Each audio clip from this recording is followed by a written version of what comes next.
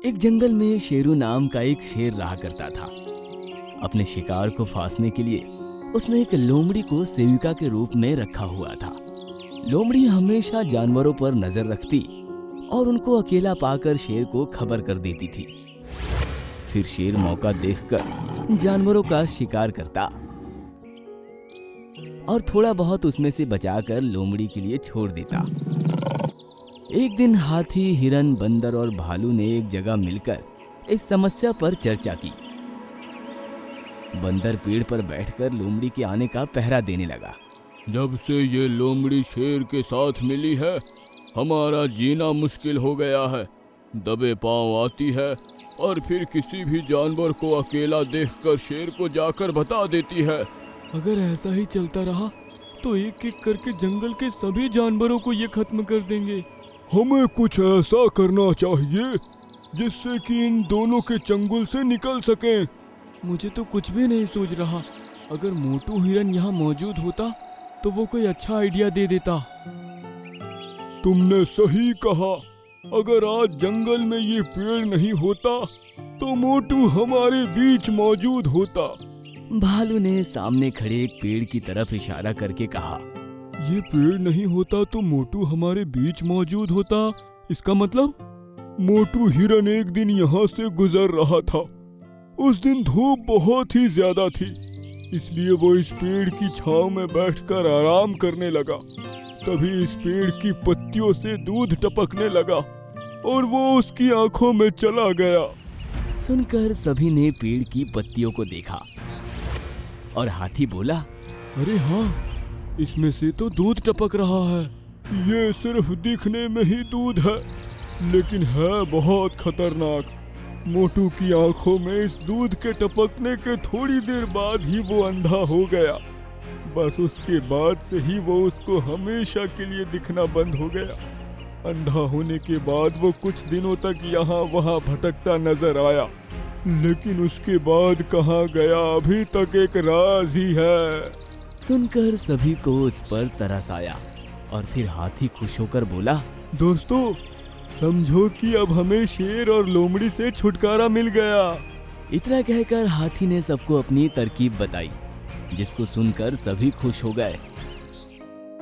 उनको पता था कि लोमड़ी उनकी मौजूदगी की खबर देने के साथ साथ शेर को यह भी खबर देती है कि कौन सा जानवर क्या क्या बात करता है। शाम के वक्त वो सभी जानवर जानबूझकर उस पेड़ के पास इकट्ठे हो गए। हाथी, भालू और हिरन जोर जोर से बातें करने लगे, जिससे कि लोमड़ी सुनकर वहां आ जाए। बंदर चुपचाप उसी पेड़ पर बैठकर पहरा दे रहा था। थोड़ी देर बाद उसने देखा कि सामने से लोमड़ी आ रही है। दोस्तों, लोमड़ी दबे पांव इसी तरफ आ रही है। अपने आइडिया के हिसाब से काम करना शुरू कर दो। उसकी बात सुनकर वो लोग और जोर जोर से हंसने लगे, जिसको सुनकर लोमड़ी और तेज रफ्तार से उनकी तरफ आई। फिर वो झाड़ियों के बीच छिपकर उनकी बातें सुनने लगी। दोस्तों, आज के बाद हम कभी भी उस लोमड़ी और शेर के चंगुल में नहीं फंसने वाले। अब हमारे हाथ ये जादुई पेड़ की पत्तियां जो लग चुकी है। सही कहा मेरे दोस्त।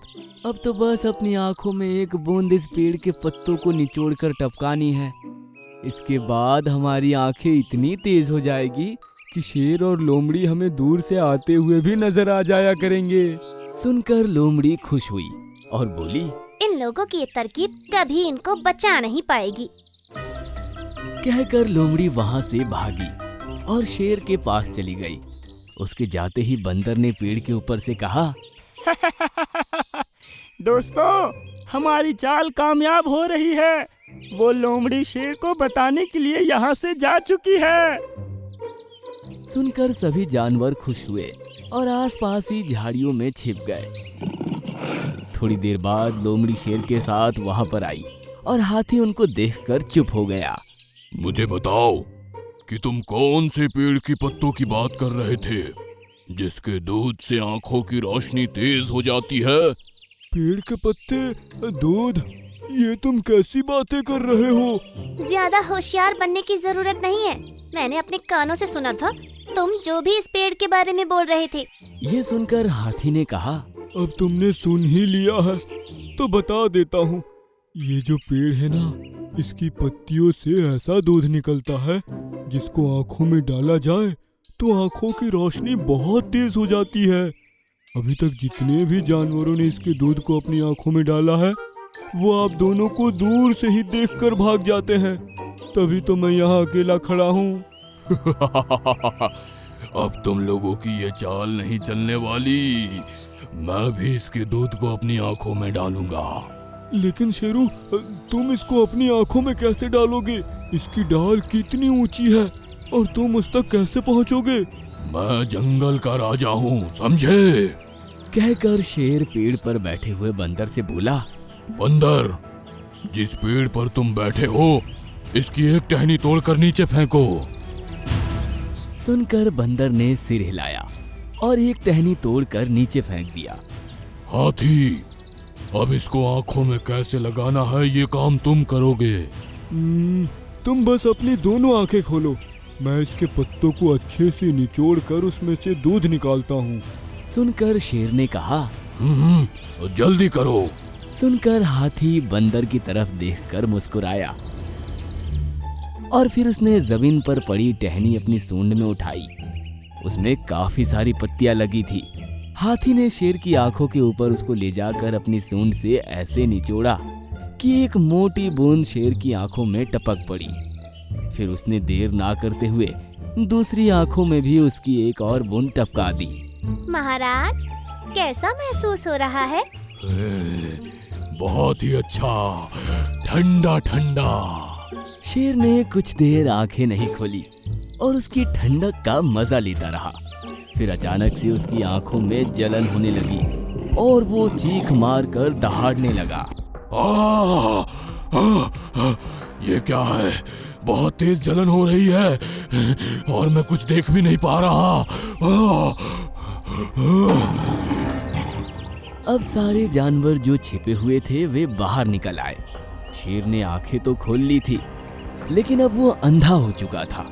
वो इधर उधर टकरे मारता और फिर गिर जाता, फिर खड़ा होकर चिल्लाता। ये सब देखकर जानवरों को बड़ा मजा आ रहा था। ये सब क्या है? इनको कुछ नजर क्यों नहीं आ रहा? ये सब हमारी चाल थी, तुम दोनों से छुटकारा पाने के लिए। अब ये कभी देख नहीं पाएगा और तुम कभी हमारी चुगली भी नहीं कर पाओगी। कहकर हाथी ने लोमड़ी की गर्दन अपनी सूंड में दबा ली और फिर बंदर ने लोमड़ी की आंखों में भी वही दूध टपका दिया।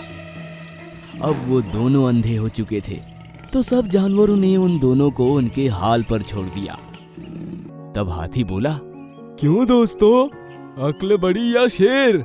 सुनकर सभी जानवर जोर जोर से हंसने लगे और खुशी मनाने लगे।